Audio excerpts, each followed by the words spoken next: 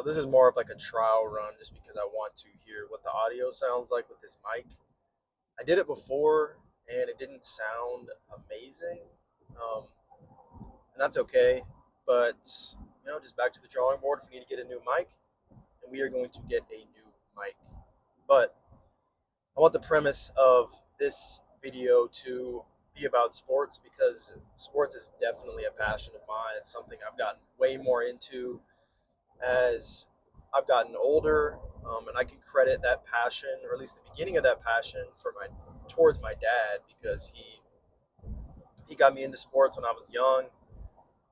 He's a big Vikings fan, all things Minnesota.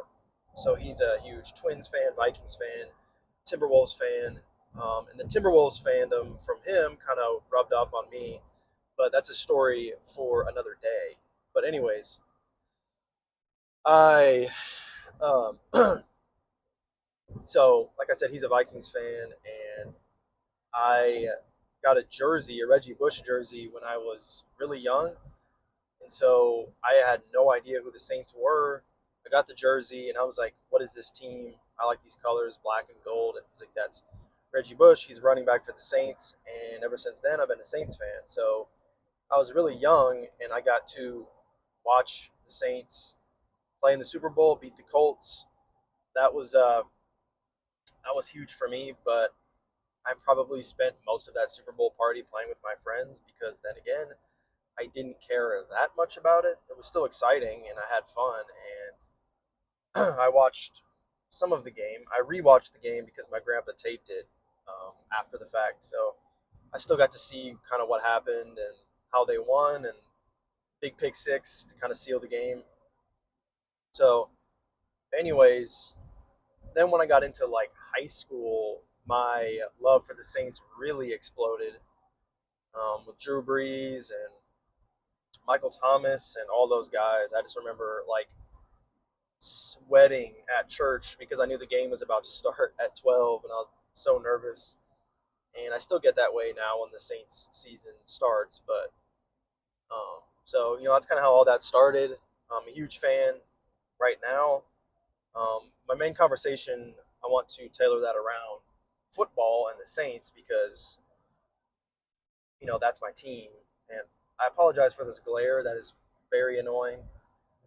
I'm going to try to make this a better setup and try to get better quality with these videos and stuff. But you got to start somewhere, and you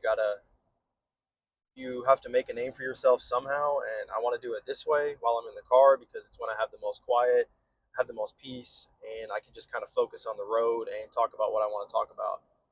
So, with all that being said, I really want to talk about the Saints this season because I think a lot of people are either sleeping on the Saints or they're kind of buying into the hype.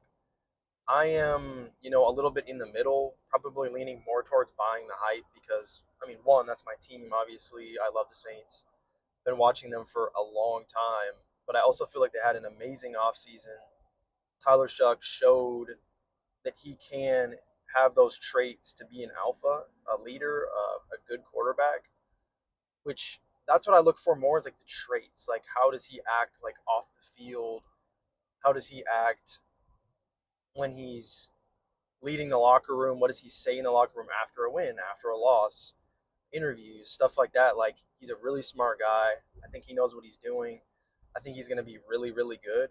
And I'm not sure if anybody saw, but David Edwards, the guard that we signed from the Bills in free agency, he said that Shuck reminded him a lot of Matthew Stafford and Josh Allen, which was two quarterbacks that he's worked with very, very closely. So that's huge praise from him. And of course, he would say something like that because that's his teammate. But also, guys don't just say that for no reason. So I think that's a huge upside too. Like the guys have bought in. Um, the defensive guys seem to have bought in. They trust him. They respect him. They know that when he has the ball in his hands, he's going to keep them on the sideline for as long as possible.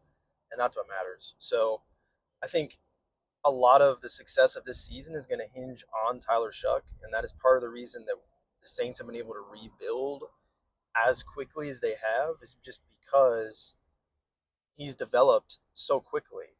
He only played in 9 games, went 5-4. That's huge, getting thrown into a season halfway through the year as a rookie and winning majority of your games. That is not easy to do. I think he outplayed all the other rookies.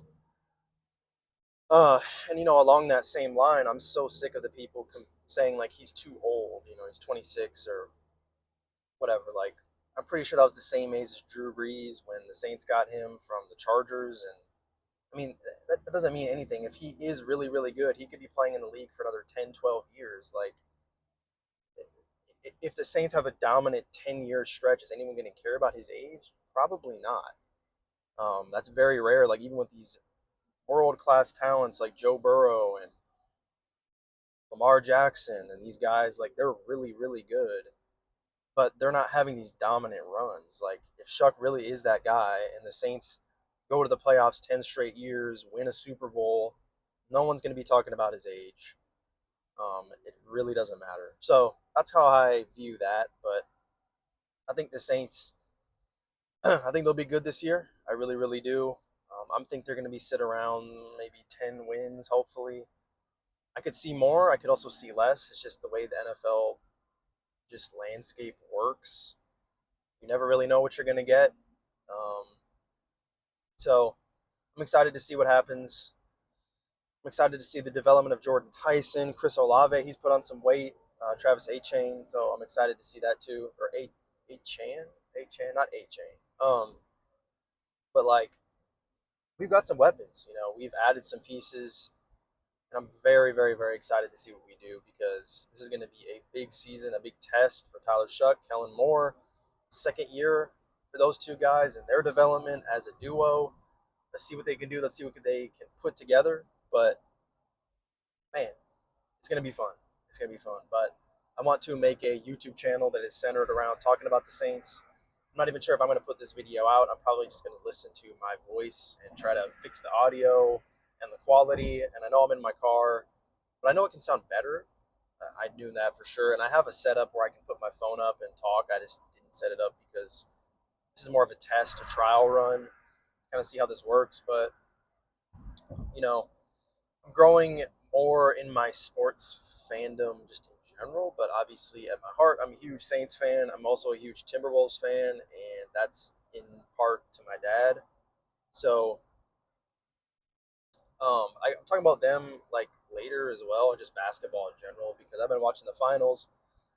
It's getting pretty crazy, but yeah. So I'm just gonna continue to learn and grow, and hopefully build this up into something more of like a passion project. Because, like I said, I watch a lot of sports. I follow it pretty closely. I'm not like some savant or anything, but I kind of know what I'm talking about. I feel like I know ball. A lot of people don't, and that's just really terrible. So Um, a lot of people, even in the national media, bro, they do not know ball. They do not know ball at all. And so that really frustrates me. And they have these massive platforms to talk about whatever they want to talk about. All they really do is read box scores. They don't actually watch games and stuff like that. So that's another gripe that I have. Like, the real ball knowers, like, are just, they're hard to find. It's like a diamond in the rough. But that's what we're going to try to do and try to build up and hopefully hop on some podcasts with some other people that make content about those two teams or just sports in general. Because, like I said, I'm a real ball knower. Um, but yeah, that's really all I have for this. I'm going to listen to this over and I'm going to fix it up and go from there. We're going to see what we can do, baby.